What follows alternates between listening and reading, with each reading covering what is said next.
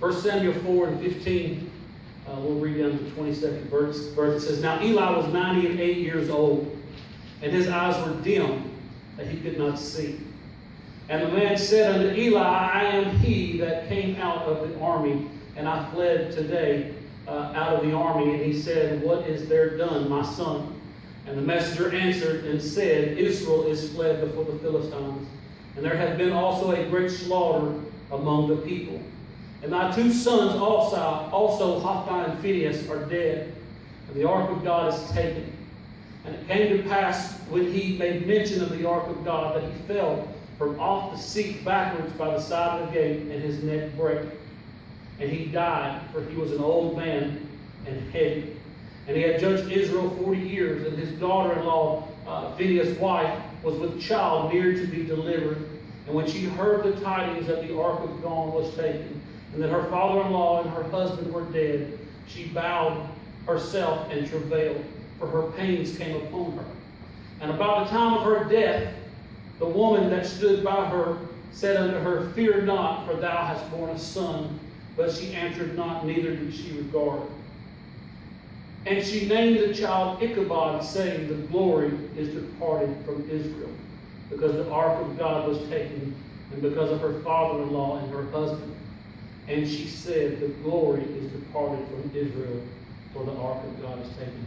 Heavenly Father, I'm thankful for your word today. Father, Lord, I'm thankful for all that you're doing. God, I am nothing today, God. Lord, I'm merely just your voice, your messenger. But I pray, Father, Lord, that you'll speak through me today, God. Lord, I pray today, God, let this word be a strength and an encouragement. God, I pray today, let this word, God, lift someone up, God, Lord, to encourage them today, Lord, to change their life today, Father. God, we're praying today, Lord Jesus, Lord, for you to have your way and your will. Hallelujah, God, we're so careful to give you all praise, honor, and glory in your name, Jesus. Hallelujah. You can be seated.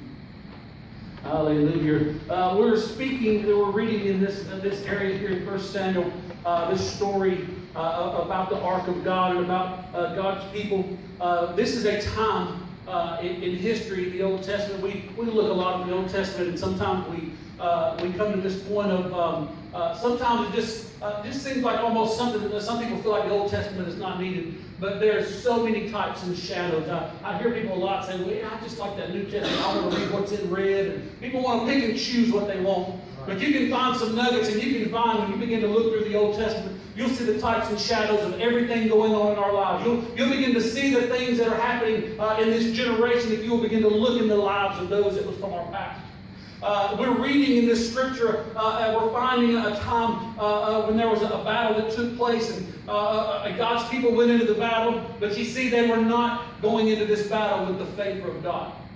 If we were to back up in Scripture, and I'll try to lay a little foundation for you to know where we're going. I want you to understand something today. I don't want this to sound negative, but sometimes you got to go through the negative parts of this Scripture to get to where the good stuff is. So if you'll bear with me just a little bit, I got to lay a little foundation and kind of let you know what was going on, and you'll begin to see where we're going here shortly. But we find that God's people, Eli was the man of God. Eli was this young man, Hophni and Phinehas. He was their father. We find that Eli is the one that just passed away. He died. He was old. But we back up a little bit in time. We'll discover he was the man of God, and he was following God's will. His father was anointed. His father, the covenant was placed upon his father to be the priest, and it was passed down. And Eli became priest, and he was walking in his father's footsteps. He was doing well. But you see, he had two sons. Hophni and Phinehas, these two boys, they did not follow God, and they really did not follow their father's footsteps. But you see, the thing was is they were brought into this because of who their father was, not because of the calling that was in their life. Oftentimes we'll find that same situation we'll find in churches today. You'll find a great, amazing pastor, and man, he's a phenomenal man of God, and he's doing great, and he starts getting older in age, and his son, they'll eventually elect him to be the next pastor, but it doesn't necessarily mean that he has the calling of God, that he is the anointed to bring that next generation forward. Oftentimes we find, just like in the days of old, just because of who their father was, they kind of inherit the position. And that's exactly what took place. They began to work into the house of God. They began to grow up in the house of God. I've seen so many times people that have grew up in church, and they grew up and they began to cut their teeth on the back of in the pews, they slept under the pews, and you hear many people say, but they kind of get into that rhythm of things, and church kind of just becomes part of life, and they don't begin to reverence the power of God and reverence the amazing anointing of God, and they kind of get into that point to where church is just part of what they're doing.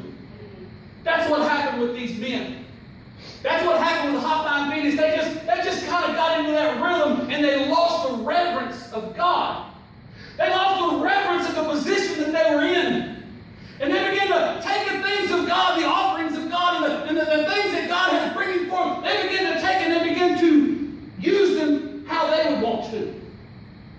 The Bible says that they began to, when the people of the land, the children of Israel would bring their sacrifices that they would bring forth, there was a certain procedure that they went in. They brought a burnt offering unto God. The priests were able to take, once the offering was burnt, they could put the flesh in and get what would come out. But see, they didn't like it that way. They wanted their meat rare. So they started going to the people and said, don't put it in there, give it to us first. And the people are like, well, that's not how it's supposed to be done. The Bible said that they would get angry with them, and they would even raise their voice to them. They said, if you don't give it to us, we will take it. They began to transgress, not only for themselves, but they began to change the way the people of God were doing things. They began to change the way the people of God was bringing their offerings unto God.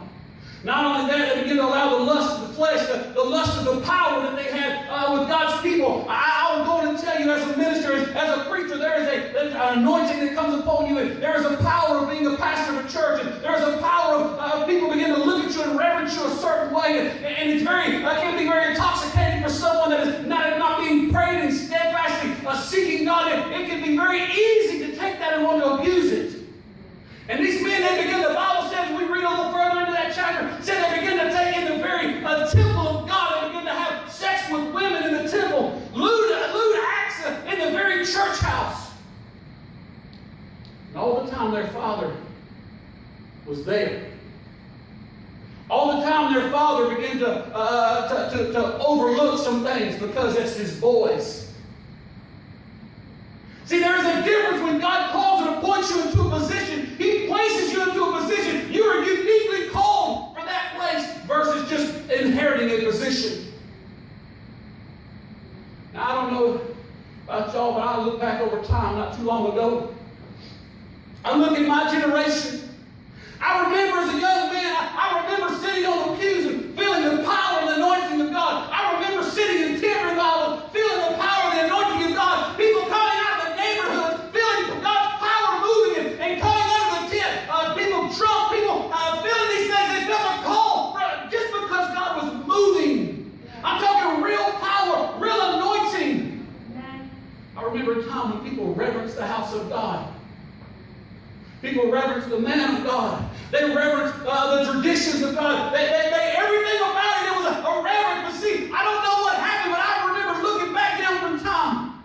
And I can remember on the TV, different ones, these ministers of God, they began to change things. They began to do like Hophni and Phoenix. They began to allow the lust of the flesh to begin to work in their lives. You can look back at the bakers. How about those that said, God's going to kill me if you don't give me $1 million? All the different preachers that on TV, they get called out with these prostitutes and these things. We begin to watch change. We begin to watch the church change. We can't understand why every time we turn the TV on, we see killings and murders. We see our young people doing things god-awful. We have a drug epidemic right now that's so bad, and we can't understand why things that we want to blame big pharma, pharmacy companies, and we want to blame all these things, but the reality is it started back with a man of God beginning to get the lust of his flesh taking over. He no longer was following the ear of God, but he inherited a position by man. And he is no longer doing the things that God instituted him to do. Hallelujah. Hallelujah. I want to preach to you today about birthing restoration. Birthing restoration. I'm telling you, God's got a great calling for this neighborhood. There's a reason why we're back here where we are. There's a reason why things are taking place. I look around and I begin to see things that I used to didn't see. I watched people for years begin to take and hold on to religion instead of a relationship with God. Hallelujah. Now the Bible says that Hophni and and Phineas, his father, come to them and said, you ought not do these things. You shouldn't do these things. Boy, I'm hearing all these things, but the Bible said they regarded him not. They continued in the house of God doing the same things. They never changed. Eli was still the priest of the house. You know what he should have done? He should have got them up by their short hairs, kicked them in their hind end, and told them, get out of the house of God, you hypocrites. You should have kicked them out the door, you reprobates. But see, he loved the favor of his boys more than he loved the house of God and God's people. And God's people begin to transgress. And God's people begin to serve false idols. God's people begin to turn to all these different things. And see, what happened is this. Eli, as a priest, began to sit in the background, and his sons began to run the show. We have literally watched the power. From Azusa Street at the turn of the century, seeing people coming up and see a building and calling the fire departments thinking the building is on fire. The anointing of God is so strong. Literally, there's historical reports of people coming to those houses of God, the power moving so strong. We watched within 50 years, things begin to change. Within 50 years, the TV evangelists and these days used to run around the country in tents. They begin to become famous. They begin to be lifted up by men so much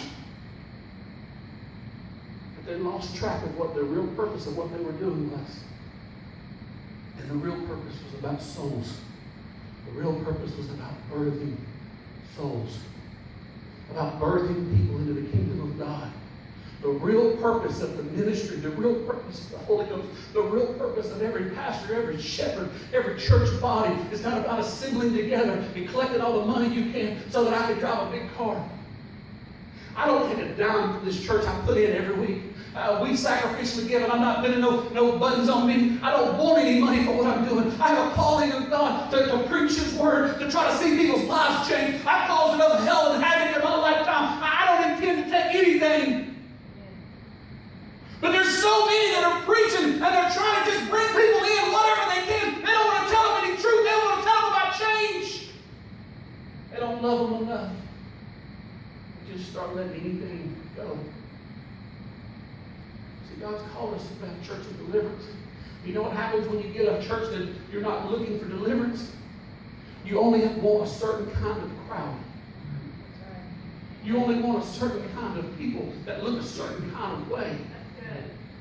You begin to only you want things to look a certain, because when the TV cameras are running your church and everything is looking fine, you only want things to be a certain kind of way. And you don't want the broken people coming into your church. You don't want the people that smell like Saturday night with alcohol and drugs in their system. You don't want these things. You don't want people to start seeing the people looking whatever kind of way, and so the church begin to change. Come on. Let me tell you what happened to Hickory and Phineas. The Bible said the Philistines began to attack. And they not only began to attack, but they whipped the dog snot out of God's people. And thousands were dying. Why? Because they went into battle without God's favor. They went into battle without God's favor. They had been going through all the traditions. They had been keeping church on just like it always had. People had been bringing sacrifices. They just weren't doing them the way God told them to do them. They had lost the favor of God and didn't realize His power was not there. They thought, and somehow in their own mind, they deceived themselves to think that everything was fine. And the power of God had left them. And they went into this battle, and the enemy began to whip the fire of them and kill them. They began to lose all of their people because they had no power.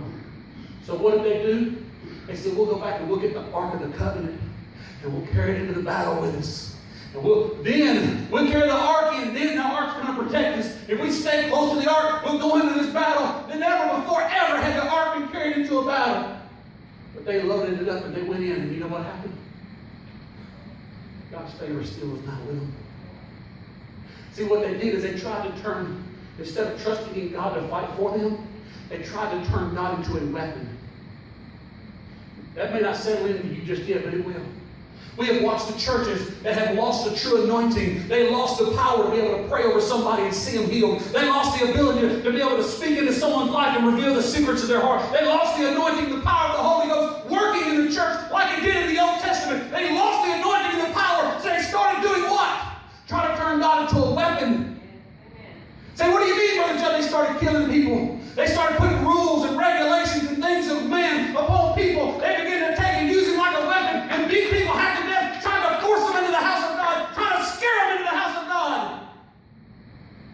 start letting God's love grow. They want to put a tape measure on a woman's skirt and make you shave your face if you're a man.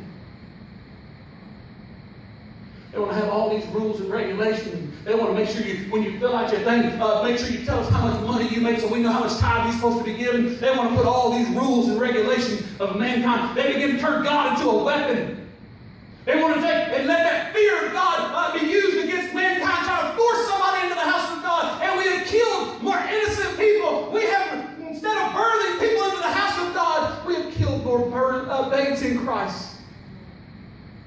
There's been so many people go out the door and they carry a report. And the report is, ain't nothing but a bunch of mean people in church. Ain't nothing but a bunch of hypocrites in church. And in the house of God, and I'm explaining, we have lost people just as in that day. They took the Ark of the Covenant. The Bible said the Philistines took it. Eli, when he heard, fell off and died. It wasn't about his boys that got killed. But when he heard that the power of God was departed and gone, he fell off of the place where he was sick and died. We've had churches for too long that the power of God has been stolen by the devil. The devil has been running so many churches. Not every church. He has been running so many churches that people are going in and things are just not the way they're supposed to be. The Spirit is not there like it's supposed to be. People are supposed to be able to come in the door as they are. They come in broken. They come in hurt and wounded. They come in with drug addictions, alcohol addictions. They come in with their life jacked up and messed up. And we're supposed to love them. We're supposed to be welcome these babes and see a birthing of restoration in somebody's life. And we're not supposed to worry about all the problems they got. We're supposed to turn them over to the problem solver. Amen. And when we get to the point to where we have lost the anointing, when we get to the point where the church doesn't have the power to see deliverance, we're afraid of people that are jacked up because we don't have the power to see them delivered. We've not prayed long enough. We've not sought God long enough. We've not spent enough time on our knees. We've spent so much time putting the buttons on Facebook and whether somebody likes what we post or whether somebody was enjoying something, we're so consumed with self that we turn the house of God. Preach. Into a place that no longer receives the wounded. And we stop being that hospital for the broken. Hallelujah. And see, if we went back and started at the first chapter, the Bible said there was a woman named Hannah. And Hannah, her husband Elkanah, had two wives, Phinehas and Hannah. Phinehas' name, if you look it up in the Hebrew, means jewel. It said like a round pearl or a ruby. That's what her name meant. But see, Hannah's got a different name. Let me read this.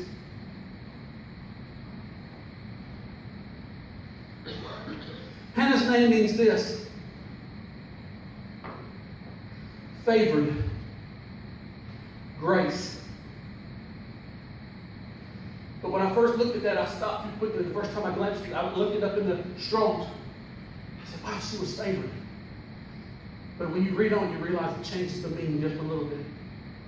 It says to stoop in kindness to an inferior, to bestow favor, to show mercy upon. That's what her name meant. Hannah had no children. And in this time, a generation, if you did not bear children, you did not bear the fruit of your loin, it was such a shame for a woman. It was such a heartache. It was unbelievable. But you see, her husband had two wives, and the other wife, she was blessed with lots of children. She was considered maybe a jewel to her husband, to many people to look at her, to think of her as a jewel, to think, oh, that's just what we want. She's fruitful. But the Bible begins to tell us about Hannah and how she wanted this. And her husband every year would go into the house of God and he would bring sacrifice. And it said Hannah, he would give Phinehas, his wife with the children, he would give her a portion for donate. He said, but Hannah, he would give her a double portion, for he loved her because God had closed her womb. And she didn't understand why. And she went in and she began to seek God and she began to pray. But it said that every time that she would go, it said, let me read the scripture. I don't want to butcher it because this is important. It said when the time was that Elkanah offered, he gave to Peninnah his wife and to all of her sons and her daughters portions. But unto Hannah he gave a worthy portion, which is a double portion. For he loved Hannah, but the Lord had shut up her womb. And her adversary also provoked her sore, for to make her fret, because the Lord had shut up her womb. And as he did so year by year, when she went up to the house of the Lord, so she provoked her. Therefore she wept and did not eat. See, Hannah was wanting a child. She was desperately seeking a child. She wanted it so desperately. She wanted to be able to provide a son or a daughter to her husband. But it come to the point to where this other wife become an adversary unto her. She had begun to mock her, and she had begun to poke fun, and she had begun to make her feel less than. She had begun to try to bring her down. And the reality is the fact that Hannah had something special about her. It did not say she retaliated. It did not say that she got angry. It did not say that she caused a fight. But the Bible says her name, what it means is that she was bending and bowing over. She had humility. And instead of turning to the nature of the flesh and get angry, she went in and she began to pray. Hallelujah. It said that she would fret. To fret in the Hebrew means this. It means to tumble, violently agitate, specifically to crash like thunder, to irritate with anger, to trouble, to rage, or to cause to tremble. This woman was causing turmoil in her life,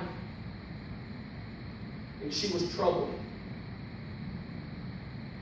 You see, sometimes we find in our life, and you know God's got a calling for you. You know that there's some things that God, you know you've got the favor of God. You're named after favor. And over, you're tormented, you're troubled. Things seem to not quite work out, don't work out in the timing that you wanted. You don't understand why things are not seeming to work out. She went down and she began to pray, and she prayed until she was so wounded and so hurt. She began to pray, and her mouth was moving, but nothing was coming out. And she was talking to God, God, if you would just give me a child, God. If you would give. And then she finally come to this point. She went through all that she went through, all the ridicule and all of these things. It was preparing her for the place and preparing her for something that was going to change her nation. She said, God, if you will give me a child, a man child, I will turn him over to you. And I will let him be raised in the house of God. I will turn him over, and I will give him unto you, God, if you'll give him to me first. And the man of God come by, even she was so torn, he thought she was drunk. And she said, oh no, please don't think I'm that kind of woman. I'm just a woman with a broken heart and a contrite spirit. I'm not one of those kind of women. I'm so weak in my prayer. I'm asking, she was travailing for a child that she did not have yet. She said, I'm willing to give away everything that I love. God, if you'll answer my prayer. The Bible said that the man of God said, let it be unto you what you're praying. She went and she began to change her countenance. She got excited. If we were to read, I don't want to take the time. There's a whole page of this prayer and this rejoicing that she did because she realized, because the man of God said, let it be done. She realized change was coming. See, sometimes we begin to fret. We begin to let things turmoil and trouble us, and we don't understand why we're going through hell sometimes. We don't understand why we've had valley after valley, and we've had just a stumbling block after stumbling block, persecution after persecution. We don't understand why things are taking us the direction we went. But you're about to birth change. You're about to birth restoration to our nation. She become pregnant, just as the man of God said. She had that child. The Bible said that she told her husband, she said, as soon as he's weaned, I will take him to the man of God. He probably thought, woman, you're crazy. You've been praying, you've been going nuts for this child, and now you're just going to give him away. She said, I'll give him, God, I'll give him to you first. If we as parents would be that same mindset and say, God, we'll give him to the school, we'll give them to the soccer field, to the football field, to the dance studio. We'll give them to everything else, but we won't make time to make sure they're given to God. She said, I will give them to the man of God. And the Bible says she took him down. His name was Samuel. And she gave him to the man of God. And if we read, we'll find there's a scripture where it says the man of God, it said just before the light was gone out in the temple, the man of God was getting old. He couldn't hardly see. And God began to speak to Samuel. Over and over, God began to speak to Samuel. And it wasn't long, Samuel became the next prophet. You know what God did? He took and raised somebody up that was not of that royal birth, that was not of that lineage of all those priests. There's a lot of churches that have been passing the church down from son to son with no anointing, with no power, with no conviction, with no true love for the sheep, no true love for people. But God will take somebody that's not of royal birth. He'll raise somebody up that come out of travail, someone that's come out of trouble, someone that's come out of heartache. He'll raise them up to bring the next man of God. So I tell you today, I don't know what you went through. I know this message is for me. God gave it to me first. But I know around this very room, some of you have went through hell. You try to serve God, and it should be a lot easier. Some of us have suffered the persecution of church hurt and church wounds and bruises and people of unkindness and not being loving. We've suffered wounds of different ones in our families and our friends and things that have took place. People that should have had your back, and we have not understood, God, why it should be so much easier. God ain't a favored. Doesn't your word say you love me? God, I feel this calling and this anointing. I know what you've told me. I know what you've spoken to my life. God, why am I going over? And God is saying, don't fret. Don't fret. Don't trouble. Don't be turmoil. Don't let it eat at you. Because there's a burden that will take place in you that you can only get to when you are broken and when you've travailed and you're willing to give up all. And you're willing to say, Lord, whatever it is, I give you, Lord, from the depths of my heart, the most important things in my life. You see, I talk about it a lot. A lot of times we give God the 99%, but that 1% we're holding back, that one thing that we're holding back, God is waiting on that one thing. He don't want just a little bit of you. He wants everything. Hannah finally come to that point that she had been so exhausted over, so sick over, when she finally said, God, if you'll just let this come to pass, God, I will give it back to you. Because she did, she began to have more children after this. But she began to go every year. She began to take that little boy a coat every year. She began to watch him grow up in the house of God. She began to watch him be formed into what God wanted to take place and change in his life. We want to see our children change. We got to get them to God. We want to see lives change. We got to turn everything over to God. You want to see God use you? You got to give everything over to God. Samuel began to listen in the quiet of the night. Out of the limelight, not where everybody could hear. He began to lay in his bed. He began to hear the voice of God say, Samuel. He thought it was Eli calling him. He didn't know what it was. Some of us are so distracted by so many things. God has been calling your name in the midnight hour, and we think it's somebody else. We think it's something else is getting us. We think it's heartburn. We think it's the balloon you had. We think it's everything but God. But if we will stop for a moment, if we will slow down for a little while and get quiet, the Lord will call your name. And the Lord is waiting on you to say, here I am, Lord. Speak to me, God. What would you have me do? See, that's how Samuel, that is the beginning of the change of Israel. He became the next prophet when the other men of God failed. When the other men of God was chasing after women, chasing after money, chasing after the silver from the temple. Samuel was raised up different. Hannah birthed restoration to the church. Out of you and your life and your children, there is a birthing to take place, a birthing of restoration, a birthing of change. God is just waiting on us to say, Lord, here I am. It's me, God. I hear you, God. Use me. Lord, can you use me? Lord, whatever it is, I'll give it up. I'll give it up. What have you been holding on to so long? What are you holding on to so tight that you just feel like that? I can't give it up. Hallelujah. Hallelujah. See, some of us want to be like Benaiah. We want to be rubies. We want to be shining. We want everybody to see us. Get that selfie on the good side. Want everybody to see how pretty we are. Oh, but Hannah, she was of a humble spirit. And she prayed when she couldn't pray with no words. No one heard the sincerity of her heart because the words didn't come out of her mouth. She had prayed until she had no words to speak. We come to that point in our life. Come on, stand with me. We come to that point in our life where we stop trying to figure it all out for ourselves. When we turn it over to God and say, God, whatever it is, Lord, I'll give it to you.